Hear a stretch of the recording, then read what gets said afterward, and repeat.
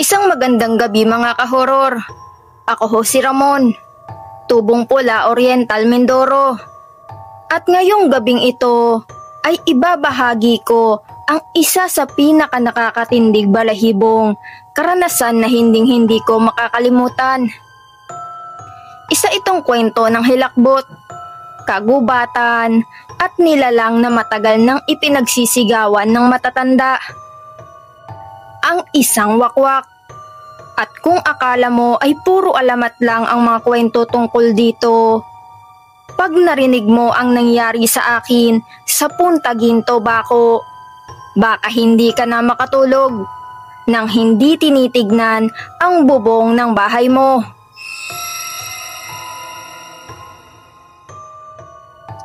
Nagsimula ang lahat nang mapilitan akong pumunta sa liblib na bahagi ng kabundukan ng Mount Halcon. May dala akong assignment noon sa trabaho. Bagong lipat ako noon sa Department of Environment.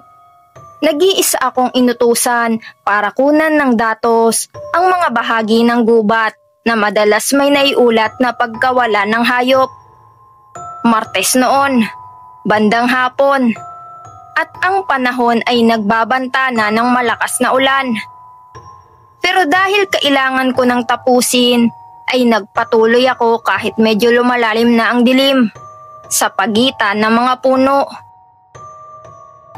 Habang papasok ako, Buspaw, ramdam ko agad ang kakaibang lamig ng hangin. Hindi lamig ng ulan, kundi lamig na parang may humihinga sa batok ko. Ang mga puno ay tila higit na matangkad. Mas siksik sila, mas buhay kaysa sa normal. Subalit may presensya rin na parang may nakamasid. Hindi pa man ako nakakalayo ay nagtatayuan na ang balahibo ko sa tindi ng katahimikan sa paligid. Tanging mga tuyong dahon at malalayong kaluskos ang maririnig. Pagsapit ko sa isang lumang kubo na tila matagal nang iniwan, ay may kakaibang amoy na bumungad. Hindi amoy bulok, kundi amoy dugo. At dito na nagsimula ang sunod-sunod na kababalaghan. Sa lupa, sa harapan ng kubo, ay may bakas ng tila hinihila. May dugo sa bawat guhit ng lupa. At may mga punit na balahibo. Ipinagwalang bahala ko sana.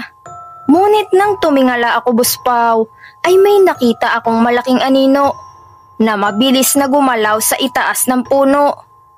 Napabilis ang tibok ng puso ko. Ngunit pilit kong kinakalma ang sarili ko. Sinasabing baka malaking ibon lang. Pero hindi iyon ibon, Buspaw.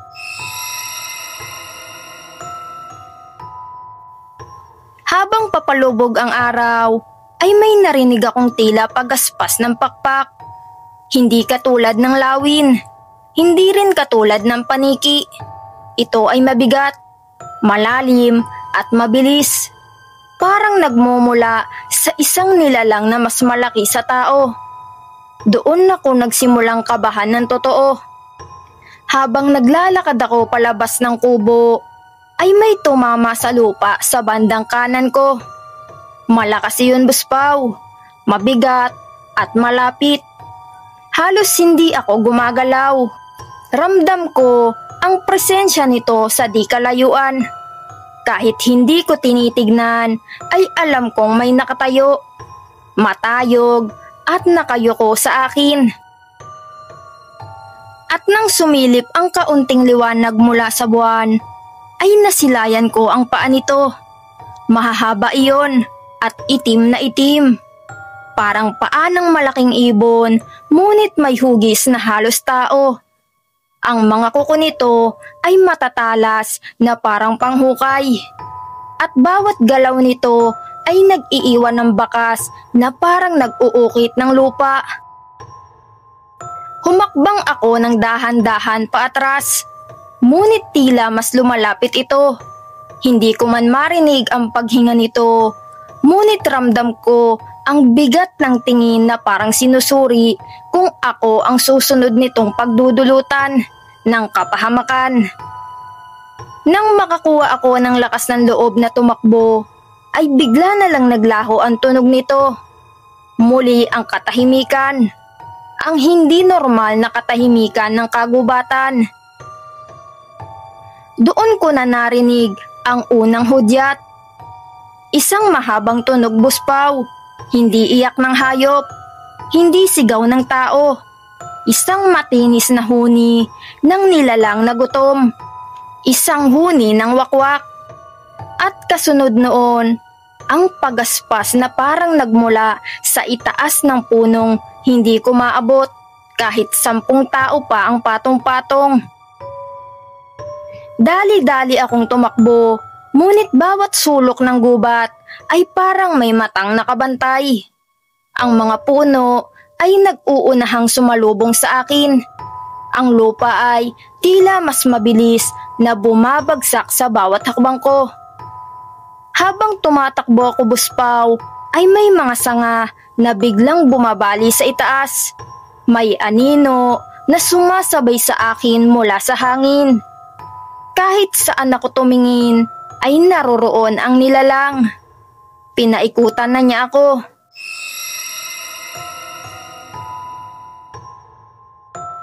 At nang makarating ako sa isang malumot na bahagi ng gubat, ay napansin kong muling huminto ang lahat.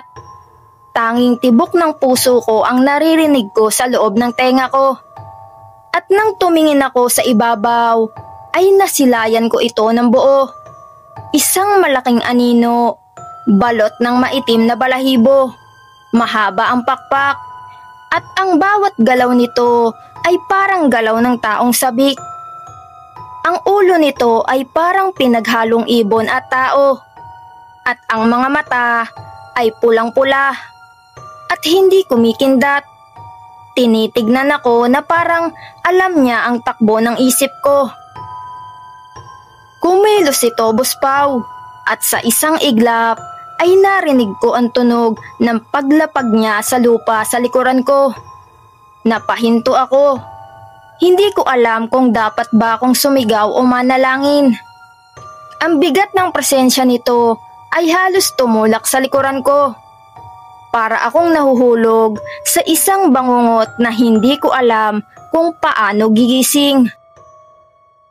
Pero sa hindi ko malamang dahilan, ay tumunog ang aking radyo mula sa bag. Malakas yun, maingay, at nagtatalo ang static. At doon biglang umatras ang nilalang. Parang napaso o nabigla. At nang tumingin ako ay lumipad ito paakyat ng hindi man lang lumilikha ng ingay. Parang napakabilis na hangin lamang.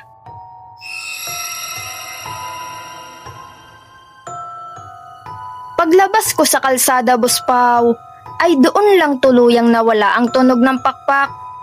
At sa huling pagkakataon, bago ako nakasakay ng tricycle pa uwi, ay tumingin ako sa kabundukan. Sa tuktok ng isang puno, may pulang liwanag na lumitaw sandali, parang mata, at saka biglang naglaho. At mula noon, hindi na ako bumalik mag-isa sa lugar na iyon. Hindi ako makakatulog minsan dahil ramdam ko pa rin ang bigat ng tingin ng nilalang na iyon. Hindi ko man nakunan ng ebidensya, pero alam kong totoo ang wakwak sa Mindoro. At ang gabing iyon sa Punta Ginto ay patunay na may mga nilalang na mas matagal nang nabubuhay sa kagubatan kaysa sa mga alamat. Mga ka-horror, ay maraming salamat po sa mga nakasubscribe na sa ating channel. At sa mga hindi pa nakasubscribe ay subscribe ka na, ka-horror. Maraming salamat.